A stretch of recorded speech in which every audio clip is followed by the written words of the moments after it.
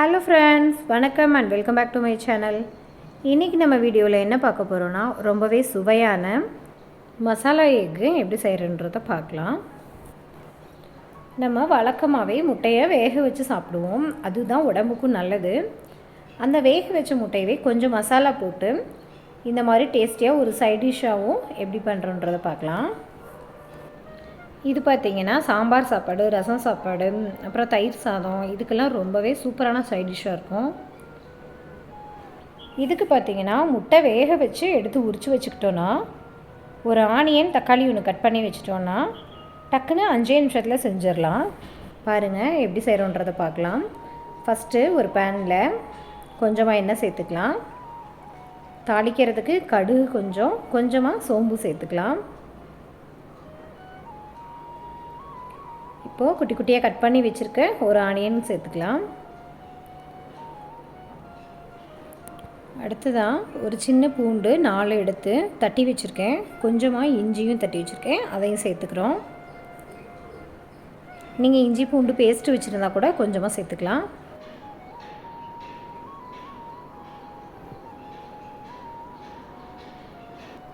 இப்போது ஒரு 4-5 இலை கருவேப்பிலை சேர்த்துக்கிறோம்.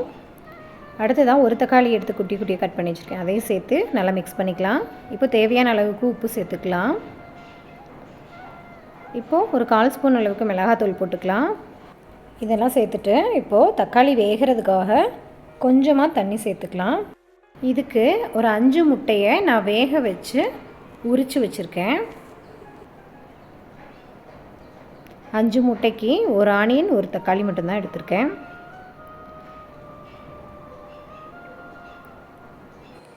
இப்போது முட்டைகளை இந்த மாதிரி பாதியாக கட் பண்ணி வச்சுருக்கேன், அதை மசாலாவில் சேர்த்துக்கிட்டோம்.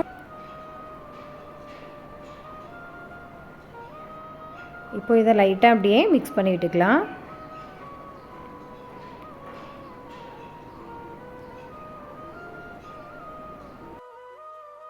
இது பார்த்திங்கன்னா முட்டையை வேக வச்சு எடுத்து உரித்து வச்சுக்கிட்டோன்னா, ஒரு ஆனியன் ஒரு தக்காளியை கட் பண்ணிவிட்டு செய்யறதுக்கு 5 நிமிஷம் தான் ஆகும். இதுக்கு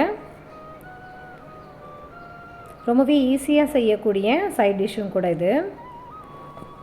இந்த மாதிரி வேக வச்ச முட்டையை குழந்தைங்களுக்கு அப்படியே கொடுக்குறத விட மசாலாவோடு செஞ்சு கொடுக்கும்போது இது குழந்தைங்களுக்கு ரொம்பவே பிடிக்கும். இப்போது லாஸ்ட்டாக பார்த்திங்கன்னா ஒரு 1/4 ஸ்பூன் அளவுக்கு பெப்பர் பவுடர் தூவிக்கலாம்.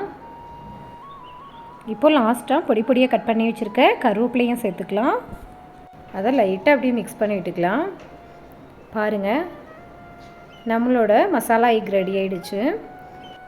இந்த மாதிரி செஞ்சு கொடுத்தோன்னா முட்டையே சாப்பிடாத குழந்தைங்க கூட நல்லா விரும்பி சாப்பிடுவாங்க. இந்த சுவையான மசாலா எக்கு நீங்களும் உங்கள் வீட்டில் ட்ரை பண்ணி பாருங்கள். இந்த வீடியோ உங்களுக்கு பிடிச்சிருந்ததுன்னா லைக் பண்ணுங்கள், ஷேர் பண்ணுங்கள். நம்மளோட சேனலை மறக்காமல் சப்ஸ்கிரைப் பண்ணிக்கோங்க. பாய், தேங்க்யூ ஃப்ரெண்ட்ஸ்.